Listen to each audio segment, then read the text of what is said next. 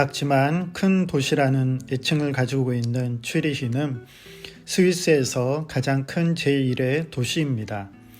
취리히는 중세 시대부터 북이탈리아와 프랑스와 독일을 연결하는 교통의 요충지이자 상업의 중심지였습니다. 고객의 익명성을 보호하기 위한 비밀 계좌 제도를 운영하는 스위스 중앙은행도 취리히에 있습니다. 리마트 강이 도시를 가로지르고 있고 그 강을 사이에 두고 양쪽에 높은 첨탑의 교회들이 보입니다. 첨탑의 도시라고 불릴 만큼 성당과 교회가 많은 곳이 취리히입니다.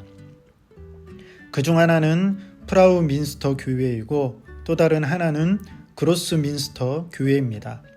그로스 민스터 교회는 11세기부터 13세기에 걸쳐 로마네스크 양식으로 지어졌으며 스위스 최대 규모의 교회입니다.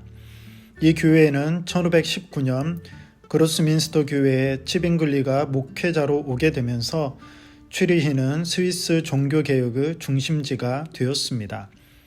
184개로 이루어진 계단을 올라가 첨탑 정상에 이르면 취리히 시내의 전경과 호수의 아름다운 모습을 볼 수 있습니다. 그로스민스터 교회 맞은편에 있는 프라우 민스터 교회도 유명합니다. 수도원을 교회로 바꾼 곳으로 내부는 로마네스크 양식의 찬양대석과 높은 아치형의 복도가 매우 아름답고 파이프가 5,793개나 되는 취리히에서 가장 큰 오르간이 있습니다. 특히 재단 위에 스테인 글라스가 유명한데 인상파 화가인 샤갈의 마지막 작품으로 알려져 있습니다. 1517년 루터가 선언했던 방방문에 대한 소식이 이곳 취리히에도 퍼졌고 종교개혁의 기대감이 높아져 가고 있었습니다. 츠빙글리는 루터와 동시대를 살았던 사람으로 서로 영향을 주고받았으며 종교개혁을 이곳에서 감당했던 사람입니다. 츠빙글리는 성경과 일치하는 삶을 살도록 사회적인 개혁에 앞장섰습니다.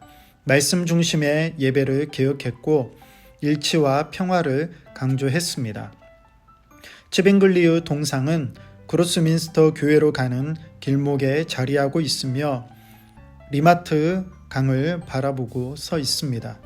츠빙글리의 동상은 한 손에는 성경을 들고 있고 한 손에는 칼을 들고 서 있습니다. 실제로 츠빙글리는 종교개혁을 이루기 위해 전쟁까지 불사했던 사람이었습니다. 1531년 취리히의 개신교 측 군대는 카펠 전투에서 패했고 이때 츠빙글리와 24명의 목사님들이 죽었습니다. 츠빙글리는 이때 너희가 나의 몸은 죽일 수 있으나 나의 영혼은 죽일 수 없을 것이다 라는 말을 남겼습니다. 츠빙글리가 전투 중에 지은 시의 내용을 들어보겠습니다. 주여 당신의 병고에서 명하시어 당신의 뜻대로 이끄소서. 당신의 도움 없이는 우리의 힘이 헛되고 우리의 모든 기술도 무용합니다. 쇠락한 당신의 성도들을 굽어 살피사 우리가 대적에게 승리하게 하소서. 당신의 평화를 내리시고 분쟁을 쫓아내소서. 혹독한 괴로움은 떠나게 하소서. 모든 스위스인의 가슴 속에 과거의 정신을 되살려 주소서. 그리하여 당신의 교회가 영원히 하늘에 계신 왕을 찬양하게 하소서. 그로스민스터 교회의 한쪽에는 츠빙글리의 생애를 새긴 츠빙글리의 문이 있습니다. 성경을 번역하는 모습도 있고 대중에게 설교하는 모습도 있습니다. 츠빙글리의 개혁 중심에는 늘 성경이 있었습니다. 특히 츠빙글리는 본문을 한 절 한 절 빠짐없이 설교하는 강해의 설교를 시작했고 이 강해의 설교는 개신교의 중요한 전통이 되었습니다.